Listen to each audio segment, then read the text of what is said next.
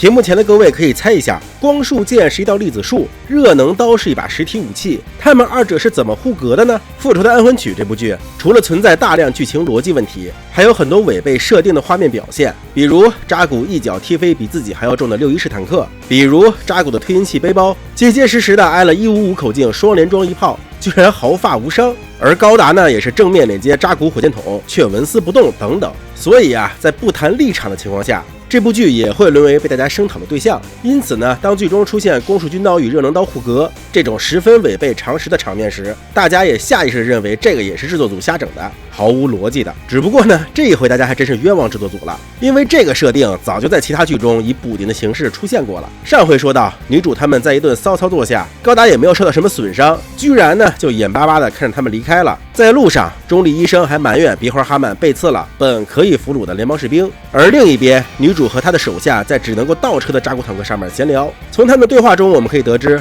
女主在参军前是一名小提琴家，在导演为吉翁树立独立战争的背景下，这一幕他想阐述的应该是吉翁人民被联邦逼的连小提琴家都要来参军的地步。然而在过往的设定中，吉翁是一直靠不断抓壮兵来补充兵员的，甚至连旅游路过的旅客都不放过。当然了，也有不少像女主这样出于各种原因自愿参军的，我只是顺便补充一下吉翁的设定啊。之后一行人遇上了联邦设置的路障，想想也是啊，高达驾驶员看着这帮人大摇大摆的离开战场，就算自己当时没有去追，也肯定会向总部上报。而面对6·1式坦克的拦截，鼻环哈曼一不做二不休，带着伤兵让一辆轮式装甲车打头阵，就向6·1式坦克发起了玉碎冲锋。果不其然，轮式战车被6·1式坦克轻松干翻，自己也在一个华丽的漂移过后撞墙歇菜。看着越来越多6·1式坦克逼近，在这千钧一发的时刻，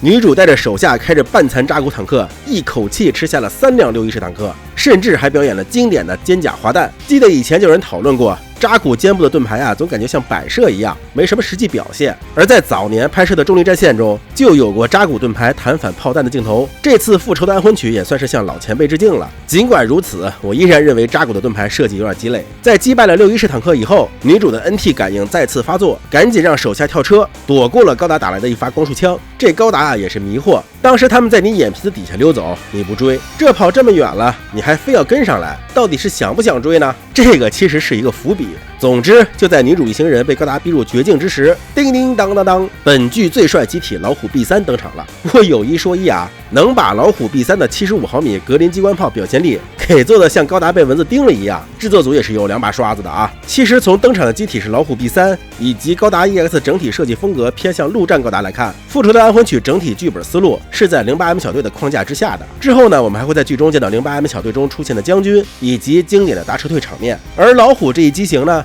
原本就是吉翁为了应对联邦的 MS 而打造出来的近战特化型扎古，除了优化机体在地面作战的运动性，还针对性的加入了热能刀与热能鞭等武器。由于那会儿吉翁在便携性光束武器的研发问题上遇到了瓶颈，所以只能通过研发攻击半径更长的热能武器来勉强对付高达的月神钛合金。老虎 B3 对比原来的老虎，最大的改进就是去掉了容易受损的粗粗的热能鞭，换上了功能性更强的弹射式线缆，既可以充当立体机动装备，也可以拿来给对面来个电疗。而远程武器方面，则取消了整备难度巨大的手指炮，改进成了手腕3连装35毫米机炮，并在盾牌内部追加了个75毫米格林机关炮，用来增加远程火力压制的性能，从而让老虎有更多的机会一边压制一边接近对手，给予致命一击。而这关键的致命一击呢，就是由老虎手中的热能刀来造成的。其实大家仔细观察就会发现，复仇的安魂曲中的老虎 B3 与 08M 小队中虎王诺里斯驾驶的老虎 B3 从画面表现上有一个巨大的差距，那就是他们手中的热能刀的颜色。早期0079动画中，老虎的热能刀是有明显的加热特效的，而 08M 小队中的热能刀却像一块黑铁，甚至打到高达盾牌上造成的伤害都是钝器伤害。因此很多人看了都以为老虎 B3 的军刀取消了热能武器的设定，只是一把冷兵器呢。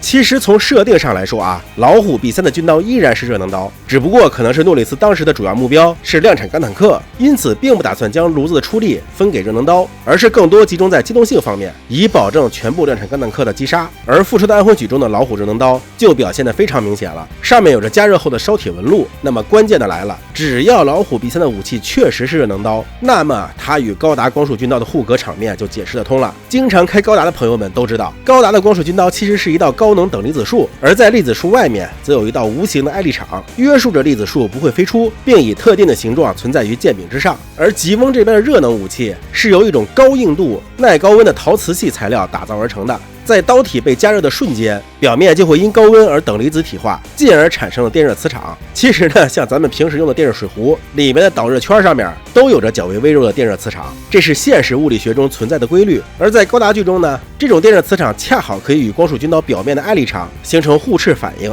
因此呀，二者就可以互格了。只不过热能刀虽然在一定程度上平衡了高达与老虎之间的近战性能，但在驾驶员方面显然不是人人都能称为虎王的。2台老虎 B3 也在高达驾驶员精湛的剑技下成为废铁。但是让人不能接受的是，高达这次又没有跟上来，就这么看着他们撤离到集合地点。等一下，难道说高达驾驶员这是在钓鱼？一直以来故意放这队残兵败将逃跑，目的就是为了尾随他们找到集合地，来一个一锅端？你看看，要么怎么人家开高达呢？从战术到战略都是有说头的呀。果不其然，在后边的剧集中，高达就带着他的小老弟吉姆过来抄家了。这个咱们就以后有机会再讲吧。好了，今天视频这么多，希望大家多多点赞支持，我们下期再见。